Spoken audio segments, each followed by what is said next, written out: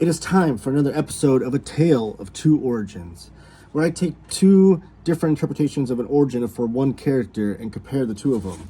Today, we're talking Dracula. Stay tuned and watch this video till the end.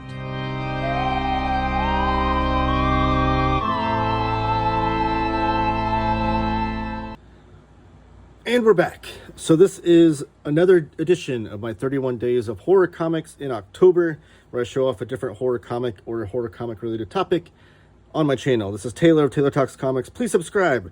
You don't want to miss out on any of those videos and any other future videos that I might come out with. And give the video a thumbs up and comment down below. Those things go a long way in helping YouTube put my videos and my channel in front of the eyes of people that don't know my channel exists, and I would greatly appreciate it. So before I did the Tale of Two Origins with Aliens, or I guess Alien to be more accurate, the adaptations of the movie. Today we're talking Dracula, and these are just two. I can actually do another Tale of Two Origins with other different Dracula adaptations, so there could be a part 2 for this in the future. But the ones I wanted to compare were Dracula, the Universal Monsters interpretation by James Tynion IV and Martin Simmonds, and then Bram Stoker's Dracula, which is the film adaptation or comic adaptation of the film by Francis Ford Coppola. This is written by Roy Thomas and Mike Mignola on pencils and Nyberg on art or on inks. So just want to compare these two. These are both great books, great additions to the Dracula mythos. First, though, I'm going to go over this great book, which is a must-have in anybody's collection that's a fan of Mike Mignola. This is kind of like the birth of his true style that would become Hellboy. This came out before Hellboy did. And if you're familiar with Mike Mignola's work pre-Dracula, pre-Hellboy, he did a lot of stuff with Marvel and DC. Marvel, he did some Hulk stuff, some Alpha Flight. And my favorite issue of his for Marvel was the X-Force issue. X-Force number 8, I believe, where he was working over the top of Rob Liefeld's layouts. But then he goes over to Topps Comics, which is where we get this. And Topps Comics was doing the, it was the card company, was doing the adaptation of Dracula from Francis Ford Coppola. I only have issue 1, but I'm going to bring it here for comparison before we get to this book. But it was a 4-issue run. And this is where, like I said, Mike Mignola worked out what would become his Hellboy style. You can already see it's in place here on the cover. So this book, though, was put out by IDW, and it's oversized hardcover. You can just see by the size of a regular single-issue comic book, it's already bigger than and wider than it. And what makes this edition cool is that it's all in black and white. I think this project was put together by Scott Dunbier, same guy that does all the IDW artist editions, and now he has his own publishing company called Act 4. He was kind of the director and editor of this project, and I think it was probably his choice to put it in black and white. Seems very kind of reminiscent of the artist edition format. But you can see the original comics came out in color. Now, they were not colored by Dave Stewart, who is the frequent colorist and collaborator on comics with Mike Mignola to this day. It's actually colored by Mark Chiarello, which is interesting. He was an artist in his own right. Does a bang-up job on this. So I just want to do a couple of comparisons, but I want to really show off this book. You can see his beautiful end papers here. The back end papers are different as well. I love the light and dark transitions. And we open it up. And it is on this really high gloss paper. Now, people that have frequently watched my channel know that I typically prefer matte paper on my comics. But the high gloss on this actually works really well with the blacks. Trying to get some shine in there so you can see them. But these blacks are almost soaked. Like they almost feels like wet a little bit with these dark blacks that Mike Mignola does. And Mike Mignola's spotting his blacks, as they called it. This is where like that style comes in with the great silhouettes and whatnot. This piece on the left is actually the original art piece. You can even see some of the blue line pencil that Mike would use to get that cover going, which I'm assuming that's again another touch from Scott Dunbier, I believe. And just flipping through this, you can see it's all these stark black and whites. Now for the comic book comparison, you can see the colors are done in the same kind of style as like Hellboy. Hellboy has this very distinct coloring style where Mike Mignola works really well with Dave Stewart, kind of in Simpatico, where they use color as a storytelling device in a really big way. And I could tell that Mike Mignola was doing the same with Mike Chiarello on this, because you can see a lot of blues and stuff used to depict certain things in the story, when mostly it's like reds, browns, and blacks in the other parts of the story. So when you see color come in that's not reds, blues, and black, or sorry, red, blacks, and browns, those kinds of things, it really means something. It's really done intentionally to show like either a happier moment, a lighthearted moment, or done to really show off, depict something important. See some really good blues and purples in here. Now, the original comic was done on newsprint, which I'm a big fan of it in general, but I do love, again, this black and white edition being done on this high gloss paper. I think it was a good choice that I wouldn't have normally picked, but I'm glad that they did. There's a really good color usage right there too amongst those. So I just wanted to compare the colors a little bit to the original issues and whatnot. Really good use of silhouette on the side of that face, both of those faces, and then transitioning down 2 different panels that way. This is an absolutely magnificent way of storytelling. It's almost like Topps trusted Mike Mignola and gave him kind of free reign on this project to do what he wanted to do. And again, it helped him work out that style. So these are really cool to have, these single issues. They also come with trading cards if you get it packaged still, and it's wrapped in plastic, which my copy was.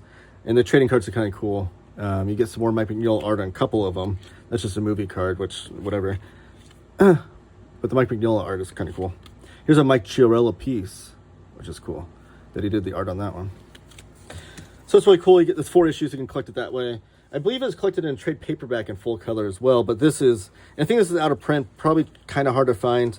But really, really cool addition to your Mike Mignola collection if you're going to want that. Otherwise, it's a pretty straightforward adaptation of the Francis Ford Coppola movie, which came out, I think, in like 94. If you've seen that movie, Roy Thomas pretty much just not word for word, but pretty much it's a direct adaptation. There's nothing new added to it, nothing changed or anything. So the reason why to have this would be for the Mike Mignola artwork. Which, I mean, that's not like a denigration of Roy Thomas's work on this project. That could have been what he was asked to do. I love that lettering right there. And then in the back, there's some really cool stuff where that's the last page of the comic. And then in here we get kind of a gallery. It kind of works as an artist edition in itself here, which I don't know if, I wonder if they have all the artist pages for this, because doing a full artist edition of every page would be really kind of cool. But you can see on here that this is with the pencils, Mike Mignola's pencils, before the inks were applied, because all those X's around the pages, you can see they want to do a full bleed of black on this page, but also all the X's within here, these were supposed to be silhouettes because they're going to be inked in all black. And you see that on all these pages. So these are just like the straight pencil pages from Mignola on these pages. That's such a great page right there. Issue 4, page 3. So it's really cool to see Mike Mignola's pencils without the blacks on it. Just seeing the great figure drawings that he does, which I think does kind of get lost sometimes when they're fully inked. But you can see he's such a great figure artist. And these are the covers. So cover to issue number 1, you can see the original art piece right here. There's Keanu Reeves' character, who had famously or infamously had the terrible accent in the movie. And then, so you get the original art pieces for each of the covers. And then that's it. So really cool piece.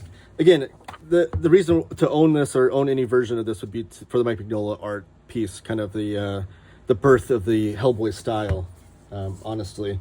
Otherwise, it's just kind of a cool adaptation. But this, there's a reason to own this, and it's because this is a damn good comic. This was so surprisingly good.